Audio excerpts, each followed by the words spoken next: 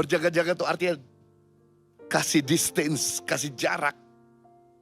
Coba jangan pernah sekali-kali waktu kamu pergi ke kebun binatang, berdekatan dan bermain-main dengan singa.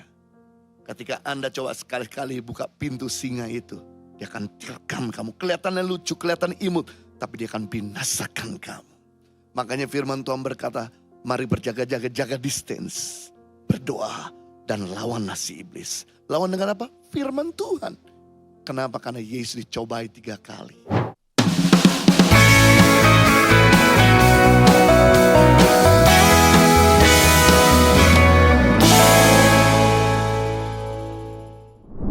Betapa tenang, betapa aman kalau kita bersama dengan Tuhan. Sebaliknya, betapa mengerikan, betapa menakutkan, betapa tidak terjamin ketika kita bersama dengan kuasa kegelapan. Hari ini saya mau bagikan pada kita semua dengan topik hukum merayakan Halloween. Halloween adalah pesta roh jahat atau pesta kegelapan. Kata Halloween kependekan dari All Hallow Evening atau Holy Evening, malam yang kudus atau All Saints Evening. Karena tanggal 1 November itu adalah hari di mana merayakan All Saints daripada mereka yang telah meninggal. Jadi di mana hari disucikannya orang kudus dari kematian. Nah, tanggal 31 adalah hari panen terakhir dan hari di mana musim panas telah berakhir.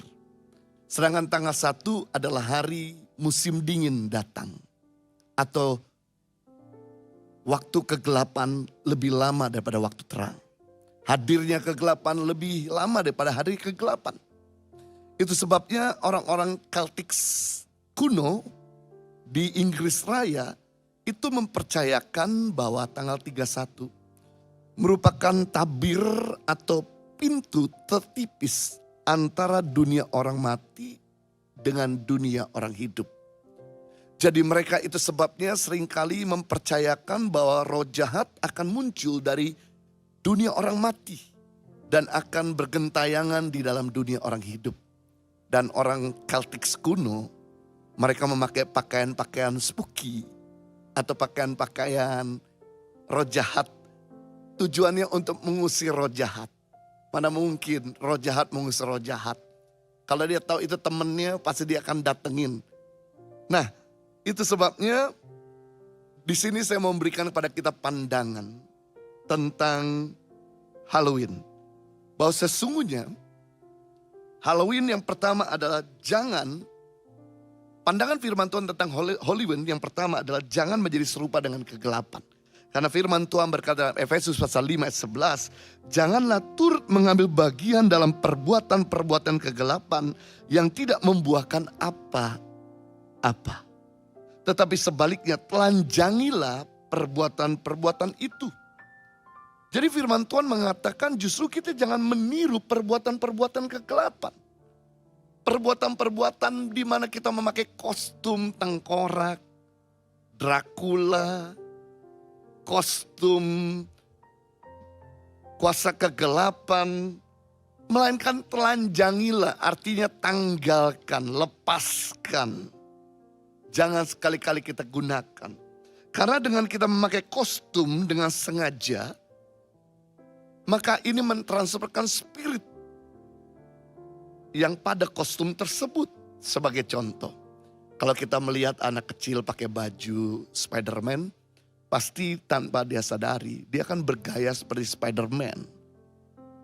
Dia akan lemparkan seperti laba-laba punya serangan. Dia coba akan merambat, melompat seperti Spider-Man dan bergaya seperti Spider-Man. Suatu kali ada anak kecil, dia pakai baju Superman. Dan dia kemudian coba bergaya terbang. Dan ketika dia lihat ada satu ketinggian, dia coba mau melompat. Dan apa yang terjadi? Ketika dia lompat, dia pikir dia jadi Superman. Tapi melainkan dia lompat, dia jatuh dan kemudian mati. Di balik setiap kostum itu ada spirit. Waktu Anda memakai kostum kuasa kegelapan, maka spirit kegelapan ia akan hadir di dalam jiwa kita. Makanya kenapa kegelapan tidak bisa bersatu dengan terang. Karena kegelapan dengan terang itu saling bertolak belakang. Dia saling beroposisi. Makanya ketika kita mengenakan kostum kegelapan, pasti terang tidak ada. Tapi begitu kita menggunakan jubah terang, artinya jubah kekudusan, jubah kebenaran, jubah kasih, maka kegelapan akan sirna dengan sendirinya. Nah, saya teringat dengan satu firman Tuhan dalam Matius pasal yang ke-12, ayat 43 sampai 45, di mana ketika roh jahat itu keluar dari dalam diri manusia, maka ia akan mengembara ke tempat-tempat yang tandus mencari perhentian. Tetapi ia tidak mendapatkannya. Lalu ia berkata, aku akan kembali ke rumah yang telah kutinggalkan itu. Maka pergilah ia dan mendapati rumah itu kosong, bersih, tersapu dan rapi teratur. Ayat 45. Lalu ia keluar dan mengajak 7 roh jahat lain yang lebih jahat daripadanya. Dan mereka masuk dan berdiam di situ. Maka akhirnya keadaan orang itu lebih buruk daripada keadaan semula. Demikian juga akan berlaku atas angkatan yang jahat ini. Saudara, kita ini sudah punya Tuhan. Roh Kudus dan Roh Kristus ada dalam diri kita. Tapi ketika kita menggunakan jubah-jubah spooky atau jubah-jubah Halloween, kita sedang justru menarik hadirnya roh jahat untuk masuk dalam hidup kita. Yang tadi roh jahat itu sudah pergi karena ada Roh Kudus. Kita sedang mendukakan hati Tuhan. Sehingga Roh Kudus pergi daripada kita. Dan kemudian ketika roh jahat itu kembali melihat bahwa tubuh ini sudah tidak ada Roh Kudus, maka dia akan membawa 7 roh jahat yang lain. Membuat keadaan kita lebih buruk daripada sebelumnya. Makanya coba pandang dan analisa. Kalau kita mulai habis pakai pakaian Halloween, pasti jadi tidak ada damai. Emosi kita jadi mungkin tidak lagi bisa terkendali. Kita jadi orang yang susah memaafkan. Kita jadi orang yang gampang sekali berpikir hal-hal yang jahat. Kenapa? Karena itu ada spirit. Makanya firman Tuhan katakan untuk jangan menjadi serupa dengan kegelapan. Yang kedua, pandangan firman Tuhan tentang Halloween, jangan bergaul dengan kegelapan.